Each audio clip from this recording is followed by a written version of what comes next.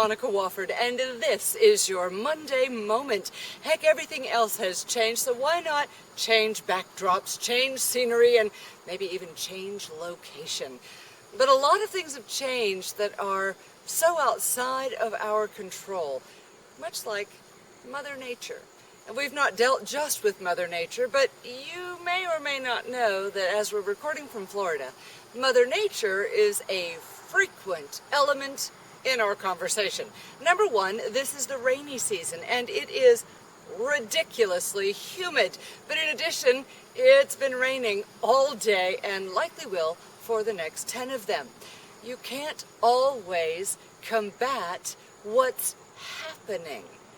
But when it comes to you being a more effective leader, sometimes you just got to adjust.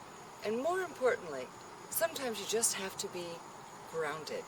Today's Monday Moment I brought outside because I want to talk with you a bit about the element in a phrase that I've said for probably 20 years, but maybe you've never heard it. As a leader, you have to be able to be yourself and then lead yourself before you have any business leading other people. Today is about leading yourself. And there are three areas I'd like us to take a much more close look at in order for you to achieve them. The very first is to make plans. Now, hopefully, after the month of June, we will all be so sick and tired of talking about post-pandemic recovery options, we can move on to some other topic. But in the interim, chances are, if you watched last week's Monday Moment, you've learned a good bit about strategic planning. And maybe you're looking at making a plan for the future based on which model you choose, what people to involve, and your timeline and other criteria. But I'm talking about leading you, remember? Making plans is about you looking at the kind of life, career, position, family, bank account, or weekend outing that you want to experience. Making plans is about being specific. And in your post-pandemic recovery, we've had far too long of feeling stuck because we couldn't make a lot of plans. The time is now to create some. Figure out what you want to experience. Figure out what that looks like, and in granular detail. It doesn't mean it will all come to fruition exactly as you've written, but until you write with that clarity, chances of it happening are almost nil.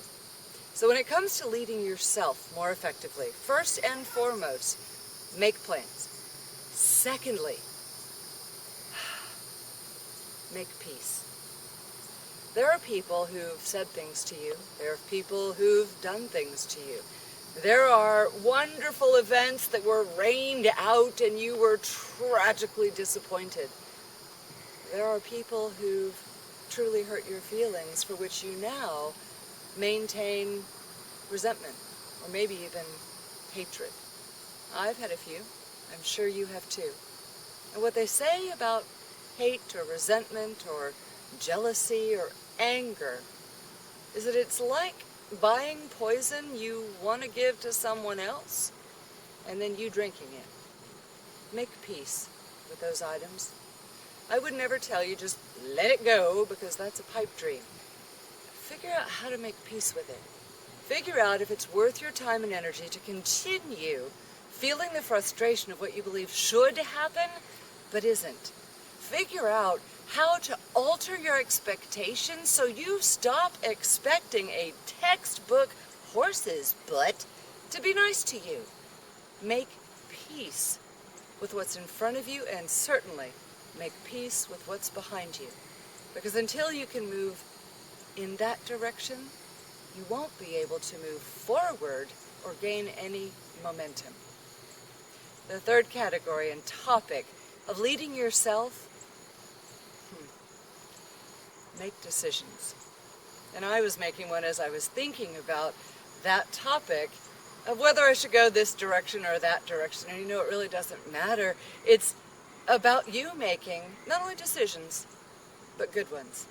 And those will be different for every person and every situation. But I'll even give you a wild and crazy example. You may have seen not long ago the Monday moment where I was in workout clothes and lifting weights and made a joke about if y'all think I'm sweating on this video, not so much. But you may have also heard me refer to the fact that I'm a runner when it's convenient and when I feel like it.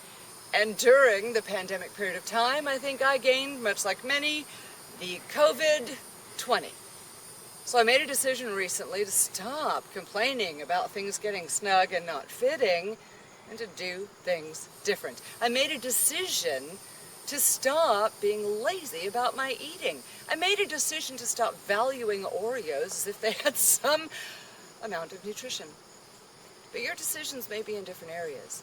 Make a decision about the book you've been wanting to write.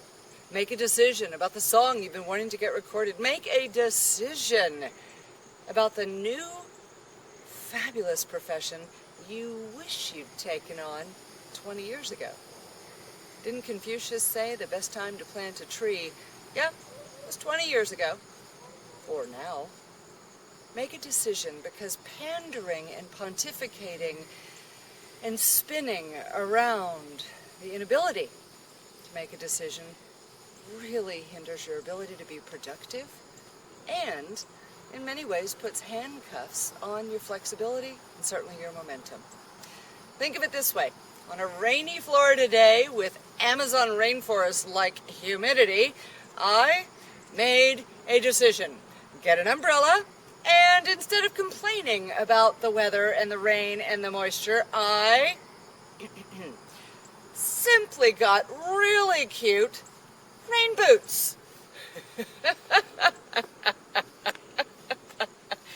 When you begin talking about you leading yourself, I want you to consider making plans, certainly making peace, and making good decisions. That sounds simple, but you've lived long enough to know that you're the only one who, for you and your situation, can do it. I'm Monica Wofford, and that's your Monday Moment. Have a great week, an even better Monday, and, of course, stay contagious. And if you are not a part of the contagious community, now that we can talk about being contagious again and not have it sound so dire, go to mondaymoment.com, enter your name and email, and you will receive these Monday Moments straight to your inbox. And hopefully at some point, they'll stop including the word pandemic. Talk soon. Have a great week.